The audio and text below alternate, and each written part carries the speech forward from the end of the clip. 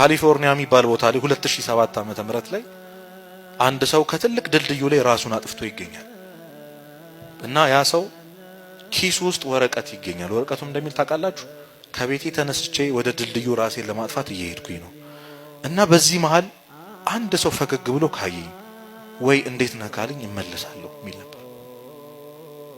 ይሄ ሰው ተመልሷል።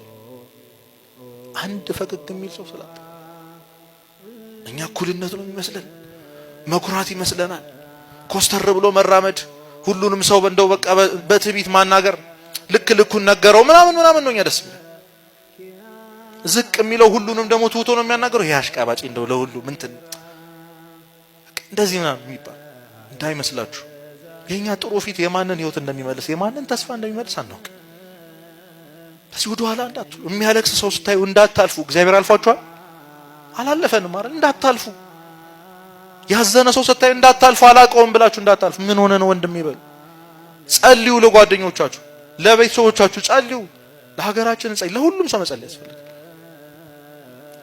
አንተ ስለ ወንድም ስትጸልይ እኔ ደግሞ ያንተን ጸሎት ሰማለሁ ብሏል እግዚአብሔር ብሏል ቅዱሳን ሰው ይሰማናል። እኛ ስለዚህ እነዚህን ሀዘናት ማዘን የሚገባ ሀዘን ነው። ስለ ራሳችን ኃጢአት አዝነን ንስሐ እንግባ። ስለ ወንድሞቻችን ኃጢአት አዝነን እኛም እንዳን እነሱንም እናድን። ግፋ ሰማዕታትን እያሰቡ ማዘን ተገቢ ነው። እንደ ቅዱስ እስጢፋኖስ ሰዓት ስለሌለ ነው ይሄን ማላብራራላችሁ። እንደ ቅዱስ ዮሐንስ ወንጌላዊ ደግሞ የጌታን የመድኃኒታችን ኢየሱስ ክርስቶስ ዕለተ ዓርብን ስቃዩን እያሰቡ ማዘን ያስፈልጋል። ፊት ለፊታችን ሕማማት መጥቷል።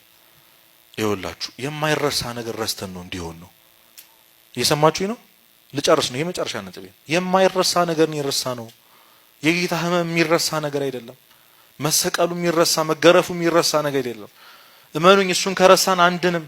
እሱን ከረሳን ከእውነተኛው መንገድ እንወጣለን። እውነተኛ ህይወት አንኖርም። ማሰብ ያስፈልጋል። በየቀኑ የሆንክልኝን በልቤ ዘወትር ዘክረው ዘንድ ጌታ ሆይ ፍቅርህን ግድ በለኝ ብላችሁ ጸልዩ። አሳየኝ መምን በሉት። ቅዱስ ዮሐንስ እኮ ቁጹረ ገጽ ነው የተባሉ ለ70 ዘመን አዝኖን ይኖር አልሳቀም። አንዴ እንኳን ፊት ለፊቱ የተሰቀለው ክርስቶስ ሁሉ ጊዜ ይታየዋል።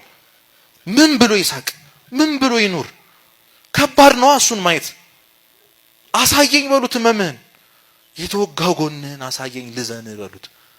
ብቸኛው የሚያጽናናን በተቃራኒው ሀዘን የሆነው የጌታችን የመድኃኒታችን ስቃይ ማሰብ። ያንን ሀዘን እንድናዝን እግዚአብሔር ይርዳን።